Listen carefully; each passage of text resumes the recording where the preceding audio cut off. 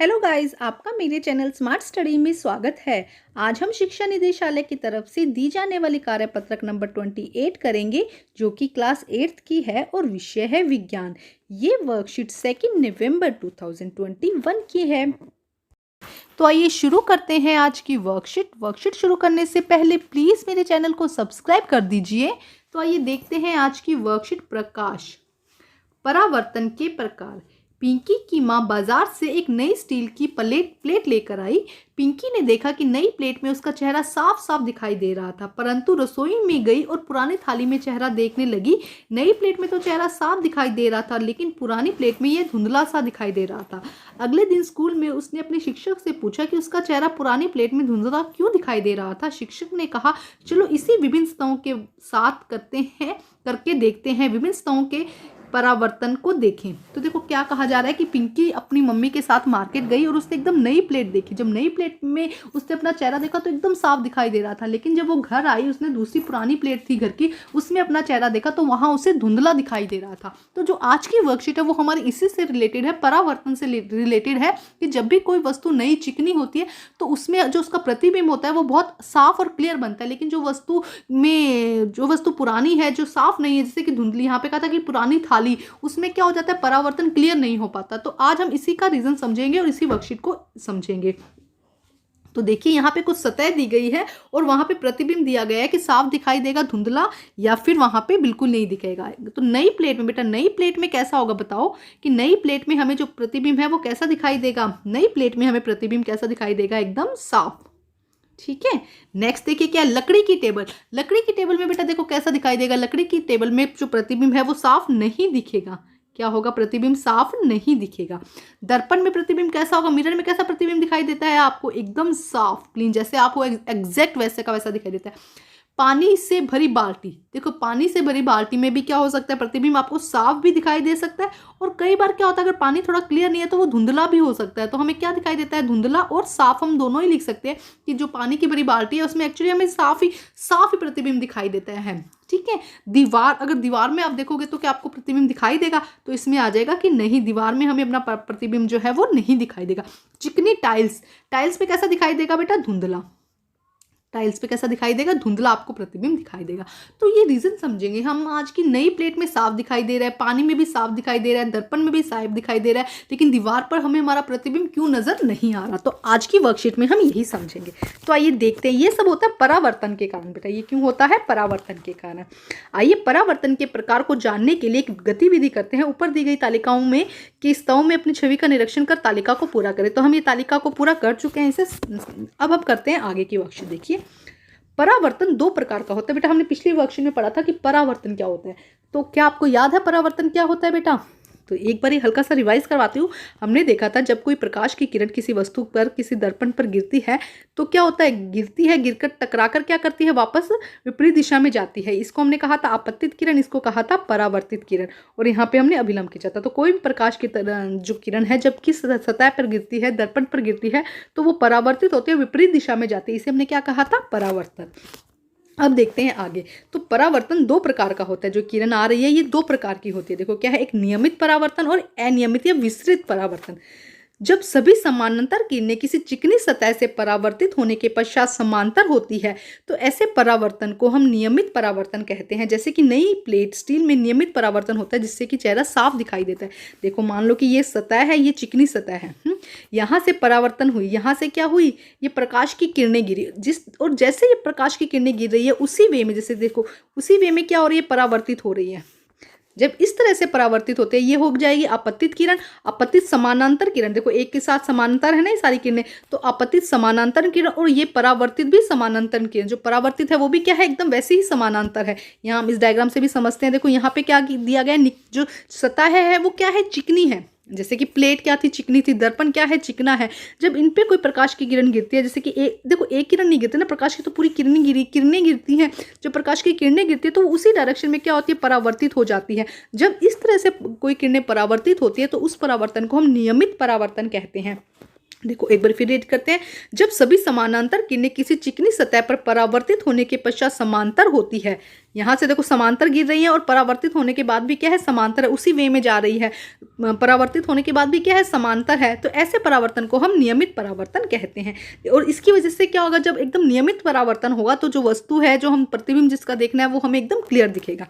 अब हम देखते हैं अनियमित परावर्तन या विस्तृत परावर्तन भी इसको कहा जाता है। जब किसी अनियमित सतह पर या खुरदरी सतह पर परावर्तित सभी समांतर किरणें एक दूसरे के समांतर नहीं होती है, तो ऐसे परावर्तन को हम अनियमित परावर्तन कहते हैं। तो देखो, जब अगर सतह क्या है, इक्वल नहीं है, स्मूथ नहीं है, चिकनी नहीं है, खुरदरी है, तब क्या होगा, देखो मान लो कि ये सतह है जो है वो खुरदरी है, क्लीन नहीं है, जैसे कि दीवार या हम कोई भी चीज़ जो खुरदरी है, क्लीन नहीं है, जब उस पर प्रकाश की किरण गिर रही है, जैसे कि यहाँ से प्रकाश की किरण गिर रही है, ये प्रकाश की किरण सब क्या गिर रही है, समांतर गिर रही है, लेकिन यहाँ से क्या है, थोड़ा ऊपर नीचे, तो उसकी वजह से क्या होगा, किरणें क्या हो गई, कोई इस तरह से किरणें चली जाएंगी, जिससे जो परावर्तित होने वाली किरणें हैं वो एक दूसरे के समांतर नहीं रहेंगी। देखो, परावर्तित होने वाली किरणें क्या है, एक दूसरे के समांतर नहीं रहेंगी। जब परावर्तित होने वाली किरणें एक दूसरे के समान, आने वाली किरणें तो देखो समांतर ही हैं, इस जैसे यहाँ पे भी आ रही है, यहाँ पे भी आ रही है, प्रकाश से आने वाली किरणें सारी समांतर है, लेकिन जब वो सतह पर गिरेगी, जब चिकनी सतह पर गिरेगी तो वैसे की वैसी वापस परावर्तित हो जाएंगी, लेकिन जब खुरदरी सतह पर गिरेंगी तो क्या हो जाएंगी, वो समांतर ना होकर कुछ टेढ़ी मेढ़ी हो जाएंगी। देखो इस तरह से आपको यहाँ पे दिखाई दे रहा है बहुत अच्छे से कि देखो ये दो समांतर है, लेकिन बाकी किरणें क्या हो रही है, इस तरह से समांतर नहीं है।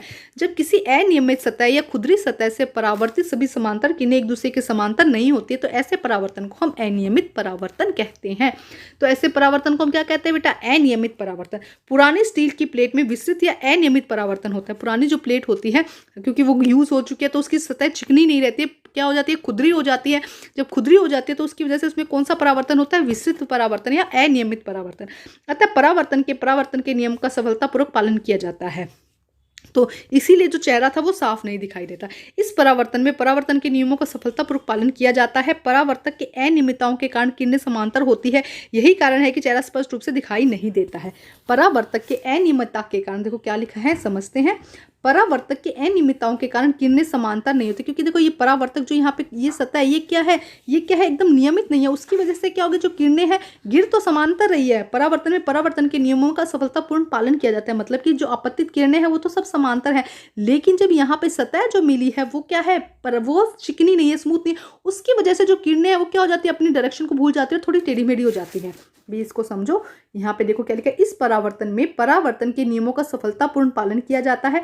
परावर्तक के नियमित अनियमितताओं के कारण, परावर्तन मतलब सतह के अनियमितताओं के कारण किरणें समांतर नहीं होती है, यही कारण है कि चेहरा स्पष्ट नहीं दिखाई देता है। अब हम करते हैं इसके क्वेश्चन आंसर। यहाँ कुछ दिया गया है, क्या हम सभी वस्तुओं को परावर्तित प्रकाश के कारण ही देखते हैं? हमारे चारों लगभग सभी वस्तुएं परावर्तित प्रकाश के कारण ही हमें दिखाई देती है। जब प्रकाश से वस्तुएं परावर्तित होती है तभी वो हमें दिखाई देती है। जो पिंड दूसरी वस्तुओं के प्रकाश से चमकते हैं उन्हें प्रदीप्त पिंड कहते हैं। स्वयं का प्रकाश उत्सर्जित करने वाले पिंडों को हम दीप्त पिंड कहते हैं। जब इनका प्रकाश हमारे नेत्रों में पड़ता है तब हम इन्हें देख पाते हैं, जैसे कि सूर्य, मोमबत्ती की ज्वाला और विद्युत लैंप। देखो क्या कहा गया, दो प्रकार के पिंड होते हैं, एक होता है प्रदीप्त पिंड, एक होता है दीप्त पिंड। तो प्रदीप्त पिंड कौन से होते हैं बेटा, जो क्या करते हैं, जो पिंड दूसरी वस्तु के प्रकाश में चमकते हैं। जैसे कि जब इन पर लाइट गिरेगी तो ये क्या करेंगे, ये चमकेंगे, तो ऐसे पिंड को हम क्या कहते हैं, प्रदीप्त पिंड। और कुछ वस्तुएं स्वयं ही ऊर्जा का उत्सर्जन करती है, क्या करती है, जिनसे स्वयं ही ऊर्जा या स्वयं ही उष्मा या प्रकाश निकलता है, उन्हें हम दीप्त पिंड कहते हैं, जैसे कि सूर्य, मोमबत्ती की ज्वाला, विद्युत लैंप। अब हम करते हैं इसके क्वेश्चन आंसर। विस्तृत परावर्तन किसे कहते हैं? तो बहुत अच्छे से दिया गया है बेटा, देखो ये रहा विस्तृत परावर्तन। जब किसी अनियमित सतह, खुरदरी सतह पर प्रकाश की सभी समांतर किरणें एक दूसरे के समांतर नहीं होती है, तो ऐसे परावर्तन को हम अनियमित परावर्तन या विस्तृत परावर्तन कहते हैं। तो ये है आपका फर्स्ट क्वेश्चन का आंसर। अब करते हैं क्वेश्चन नंबर 2।